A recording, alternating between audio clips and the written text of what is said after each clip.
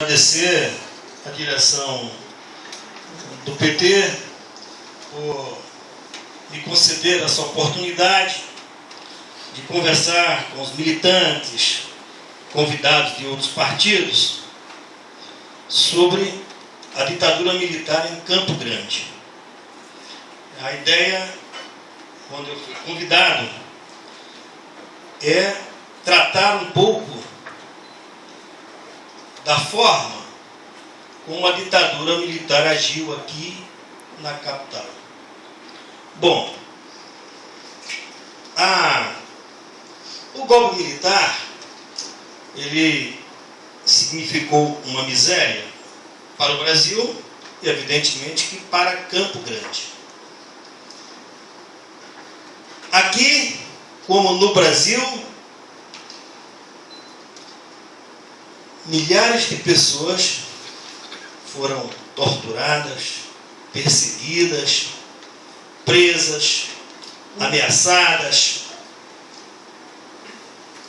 não porque tinham alguma relação com uma ideologia política que apontasse para a construção de um mundo comunista. Não era só por isso. Não era só porque ele era trabalhista. Não era por isso. Não era porque ele tinha alguma ligação com os sindicatos. Não era por isso. Né? Quer dizer, a ditadura no Brasil e aqui agiu não só porque tinha elementos políticos. Não, agiu porque houve uma associação entre perseguição pura e simples e também disputa política. Então, concretamente, vamos falar um pouco acerca disso. Alguns dias antes do golpe, dia 13 de março de 1964, o jornal Democrata, que funcionava na rua dos sindicatos bancários, na Maracaju, na rua do sindicato dos trabalhadores da construção civil, a sua sede foi invadida. E alguns sindicalistas da cidade, como Lafayette Coutinho, o grande Acelino Granja, o grande Ezequiel Ferreira Lima, o não menos importante Nestor, buscaram as autoridades e pediram providências ao governo do Estado contra algumas ações que estavam sendo dirigidas, lideradas e efetivadas pelo pessoal da ADEMAT, Associação Democrática Mato Grossense. Os líderes da ADEMAT aqui na capital, no sul de Mato Grosso, vou citar alguns nomes: Naindigo, o Velho Baixa, Nancy Baixa, Lúdio Coelho, o irmão dele, que também era o irmão do Lúdio, que foi senador, né? Então, esses formavam o núcleo duro da ADEMAT e tinham total liberdade e apoio, já faltando poucos dias para o golpe, para andarem armados de metralhadora e já ameaçando os trabalhistas, que eram fortes aqui, e os comunistas, que também eram importantes, e os sindicalistas. No dia 25 de março de 64, portanto, 6 dias antes do golpe, 5 dias antes do golpe, alguns bancários, entre eles estava o nosso homenageado, depois eu digo daqui a pouco, não vai. Estavam na rua e fazendo umas pichações em defesa do Brasil e foram presos pela ADEMAT. Quer dizer, não era a polícia que prendia, apesar de Campo Grande, na época, ser a cidade que teve relativo a maior quantidade de militares. mas era a ADEMAT que ia lá prender. Muito bem. Vamos pegar o golpe. Dia 2 de abril. Sindicato dos Bancários da Construção Civil. O sindicato foi criado em 1933, em 29 já existiu, em 33 ele recebe a sua carta sindical. Construção Civil. Um sindicato profundamente comprometido com a luta dos trabalhadores, sempre teve boas lideranças, sempre teve hegemonia do sindicalismo do Mato Grosso do Sul, comandado na época por Durvalino, por Ezequiel Ferreira. Esse sindicato foi invadido, foi ocupado. Lá funcionava uma escola, a escola depois foi inclusive fechada, né? Quer dizer, e virou uma praça de guerra. E o que é que o exército e a polícia usou como desculpa para isso? É que havia uma possibilidade, pelo menos no plano da comunicação, de que o Goulart podia vir aqui para Campo Grande, porque aqui ele tinha amigos, como inclusive o Nelson Trade. E o Nelson Trade estava em contato com o ministro dele, que era ministro da Saúde, que tinha sido deputado aqui por 3 oportunidades, foi prefeito de Campo Grande em 52,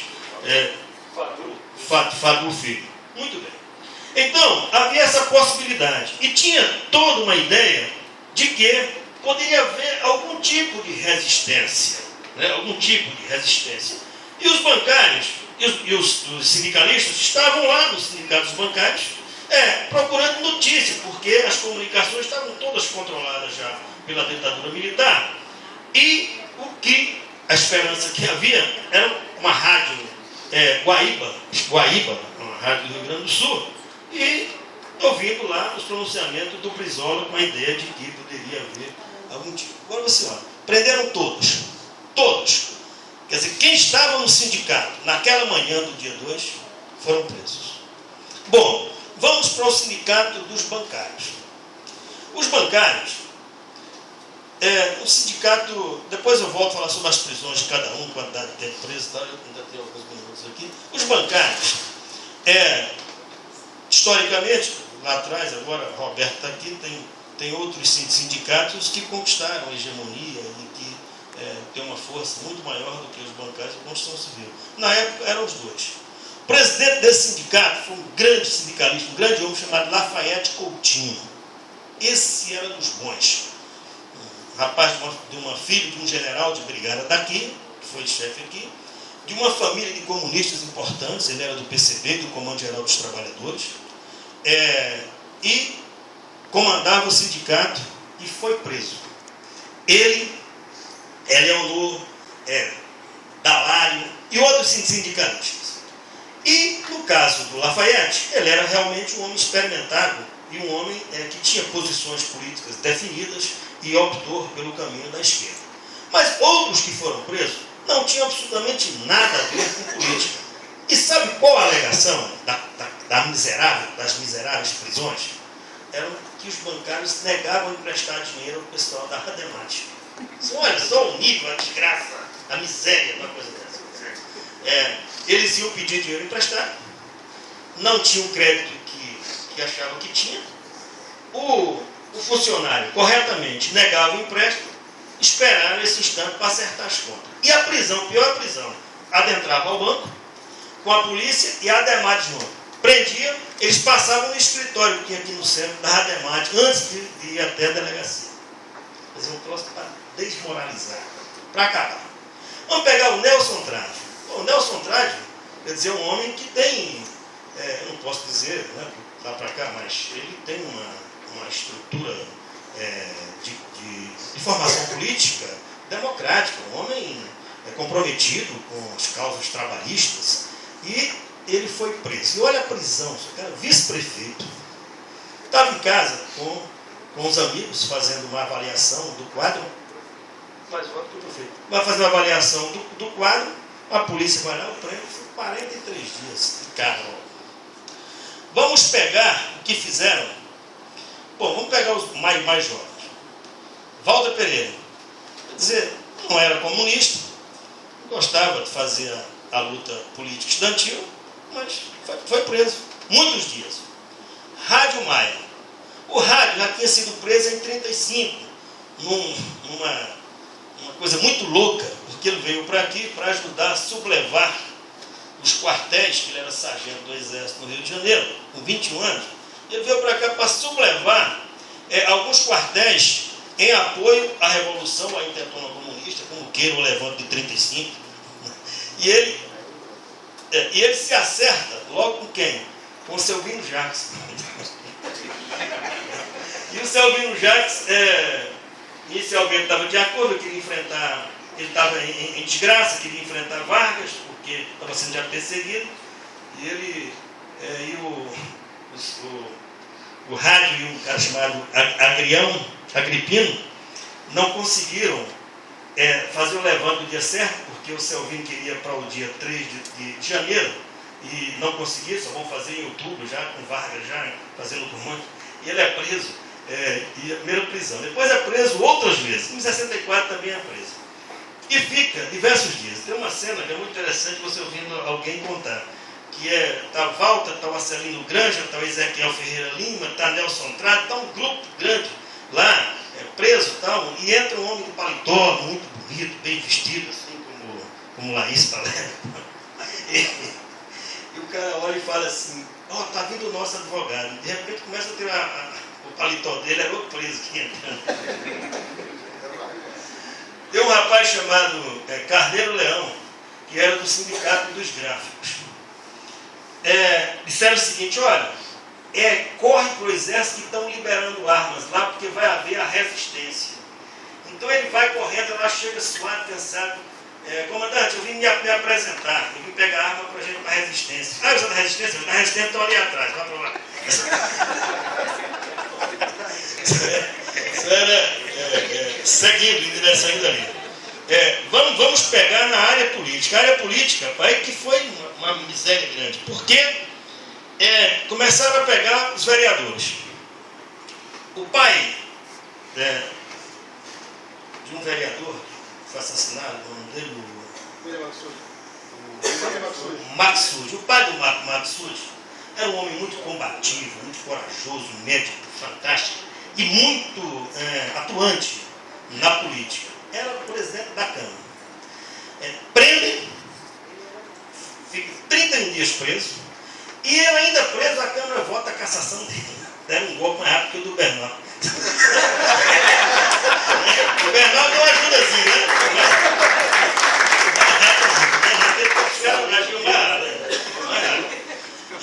Então, troço assim, miserável. Vamos pegar aqui Alberto Neto. Tinha uma família, os Neto, todos médicos, homens de esquerda, alguns mais, outros menos. Humberto era empresário, mas era um trabalhista, era lutou na Segunda Guerra Mundial, homem que trouxe as telecomunicações para o Estado, homem, um liberal muito importante, né? Prendem, não só prendem para tomar as empresas. Quer dizer, primeiro desmoraliza e toma as empresas. Ele perde um banco e perde algumas empresas que ele tinha. A companhia telefônica. O irmão dele, Alberto Neto, isso aqui é uma miséria. Isso é miséria. Rapaz médico, formado em 1940. Quer dizer, ligado ao PCB, uma cultura fantástica, uma pessoa, vamos dizer assim, um intelecto orgânico no sentido gramsciano, né? Uma pessoa que muito comprometido com a cidade, quer dizer, fazia questão de dizer que era um homem de esquerda, que era um homem do Partido Comunista Brasileiro. Tentam prender e fogem para Rio Brilhante. Está numa fazenda, inventa de caçar lá na época, e um vizinho de fazenda dele o identifica, liga para o quartel, a polícia vai lá e prende. Mas o fato de prender é pouco. Prendem, trazem de avião, botam em um jipe e começam a andar na Afonso Pena com ele algemado para que o povo pudesse ver que naquela tarde o mais importante comunista do Mato Grosso do Sul estava preso, humilhado, derrotado, quer dizer, destruído. Esse homem ficou 45 dias. Tem esse rapaz, o Heitor, que o fórum daqui é uma homenagem a ele, Heitor Medeiros. Esse rapaz era apenas e tão somente advogado deles.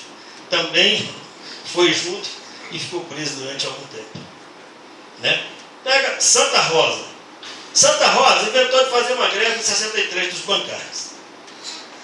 Não conseguiram prender em 63, pegaram em 64 em Santa Rosa. Não só ficou mais de 30 dias preso, como perdeu o emprego do Banco do Brasil. E Santa Rosa não era comunista. Né? Todo mundo aqui sabe de quem se trata. Né? Santa Rosa ficou numa situação difícil até mais ou menos o final dos anos 80, quando ele conseguiu ser reintegrado ao banco. Né? Vamos pegar a invasão do jornal, depois é minha vez, eu gosto de falar, eu não ligo muito para tempo. Olha para mim, o Jornal Democrata, que lá no dia 13 tinha sido já invadido. É empastelado. Empastelado é um nome bonito. É destruído. Todas as suas máquinas, né? São jogadas naquele córrego da Maracachu. E você sabe quem comandou isso, quem fez isso na Indico? E Vasconcelos me contou que estava do outro lado da rua, assistindo aquilo armado, mas se ele fosse, podia até matar um, mas morreria também. Roberto Vasconcelos foi um preso, ficou muito tempo preso e era o principal homem do PCB nessa área de comunicação. Ele foi vereador de 48 a 52 aqui e era o dono do Jornal Democrata, que era do Partido Comunista Brasileiro aqui. Então, esse jornal foi destruído, tanto que não voltou a funcionar. E com todo mundo assistindo, eu tenho um relato do motorista de táxi que assistiu e ele me contando a miséria daquela cena. Vamos pegar o que aconteceu com Ezequiel Ferreira Lima. Ezequiel Ferreira Lima é preso. Vai passar 180 dias preso. Certo.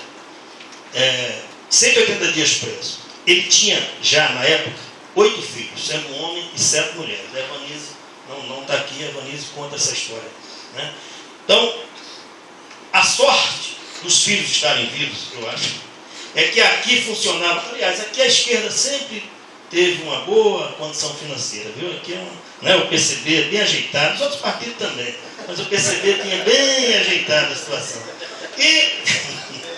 E eles tinham quer dizer, isso é bom, não é ruim, isso é uma condição boa, se formam melhor. E muitos desses presos tinham o apoio do chamado Socorro Vermelho, que era o Socorro Vermelho. A mulher do Alberto Neda comandava o Socorro Vermelho nessa cidade. Era a forma que tinha de manter a família dos comunistas. Né? E não houve uma dispersão das famílias por isso, porque alguns do Nordeste, de outra cidade, que vinham corrido para cá. O meu chegava aqui achando que não ia ter problema nenhum. E o problema estava aqui. O Tolentino me conta, eu nunca vi uma cidade com tanta polícia como em 64. Né? Então, pega esse caso do Ezequiel Ferreira. Ezequiel não só fica preso, o problema ainda é pior. Ninguém queria mais que ele trabalhasse na construção. Ou seja, ele era um pedreiro importante. Né? O PT sempre muito orgulho do Ezequiel, muito importante. E esse homem ficou sem conseguir emprego. Por quê? Porque a burguesia daqui, que não era comunista ou trabalhista, né? Não queria que trabalhasse. E os outros estavam presos ou enrolados com a justiça, né? Porque não precisava. Né? Vamos pegar aqui em casa, Alarico Reis Dava. Alarico não é comunista, é um trabalhista, um burguês da cidade. Alarico pegou 31 dias de prisão. Por quê? Porque ele foi lá defender um pessoal do PTB de Rio Verde, que eles prenderam aqui por problema de disputa de fazenda, não tem nada a ver com política. Aí já pegaram, já botaram tudo na política. Alarico ficou 31 dias preso. É bonito que ele chega e fala, eu vim aqui defender os meus amigos. Então tá bom, eu vou soltar o de Vick, comandante Vick. Eu vou soltar os amigos e vou deixar você, porque você é conhecida. Ficou lá 31 dias preso, né? Lá rico, nada de comunista. Vamos pegar Arcelino Granja. Esse é um negócio, olha, de miséria, de miséria. Arcelino Granja talvez seja o segundo mais importante sindicato, terceiro sindicato mais importante daquilo que eu acho que é importante, na minha visão de mundo, né? Eu acho assim, o Lafayette Coutinho, o Ezequiel, o Arcelino, né? Uns caras assim que dedicaram a sua vida, aquele momento histórico, aquele tempo lá, para o sindicalismo daqui. Então o Arcelino era um carroceiro, ele tinha um barzinho ali na rua Juca Pirama. E à noite ele usava esse barzinho, o pessoal ia tomar uma cachaçinha lá para discutir política e tal. E ele era metido a jornalista, a escrever e tal. Foi preso a primeira vez em 65, depois em 67, aí prenderam a outra em 74. dói coate. Aí isso daí foram 2 anos preso. Ele morreu cego e surdo. Olha isso aconteceu, cego e surdo. Eu tenho algumas fotos dele em casa, como trouxe miséria. Um homem daqui, um sindicalista, disse que o Walter me conta, ele era um homem de muita capacidade de comunicação, um homem muito. O Vasconcelos, por exemplo, depois ele foi morar numa cidade em São Paulo, e depois foi para 67, ele é preso, fica durante muito tempo preso. E o Vasconcelos chega a informar que, se não fosse o Socorro Vermelho, aquele que conta isso, quer dizer, muitos comunistas, a família dos comunistas tinha ido embora, ou tinha morrido, não sei o quê. Aqui tinha também os paraguaios, que não tinha nada a ver com confusão aqui, senão, né, Gandra, não, mas prenderam tudo, senão não tinha conversa, né, só era uma miséria. Né? Então, para encerrar, eu queria dizer o seguinte, quer dizer, o golpe 64 aqui no Mato Grosso do Sul, ele teve a mesma violência que teve em São Paulo, que teve no Rio de Janeiro, que teve no Recife. Né? É evidente que a proporção é apenas diferente. Né? Mas aqui agiram com a força da ignorância. E mais do que isso, quer dizer, parte da miséria que fizeram aqui foi exatamente parte dela, foi comandada por civis da ADEMAT. Pessoas que não ganhavam a eleição, que não conseguiam ganhar a eleição aqui. E viram no golpe a oportunidade de poder chegar ao poder e no poder acertar as contas com bancários que não emprestavam dinheiro, com sindicalistas da construção civil que os enfrentavam, né? Quer dizer, com o sindicato dos carroceiros, quer dizer, agora pequeno. Né? Então, quer dizer que é uma miséria muito grande e que isso sirva de lição para a gente. Né? Essa cidade aqui já conseguiu formar bons quadros políticos, muito bons. Essa época era o que havia de melhor, né? e que doaram a sua inteligência, a sua vida para essa causa. Né? E quando eu estou aqui numa reunião com pessoas com o mesmo espírito, com a mesma disposição, em momentos diferentes, com outras táticas, outras estratégias, quer dizer, eu olho e vejo a esperança de que nós podemos não só evitar que volte a ditadura, mas que a gente possa construir a democracia, que é um regime que permite oportunidades, que permite que o contraditório possa ser efetivado. Então, eu quero agradecer essa oportunidade, mandar um abraço para o meu amigo Mamão, que está chegando, que pode ser um homem importante no parlamento daqui a uns dias.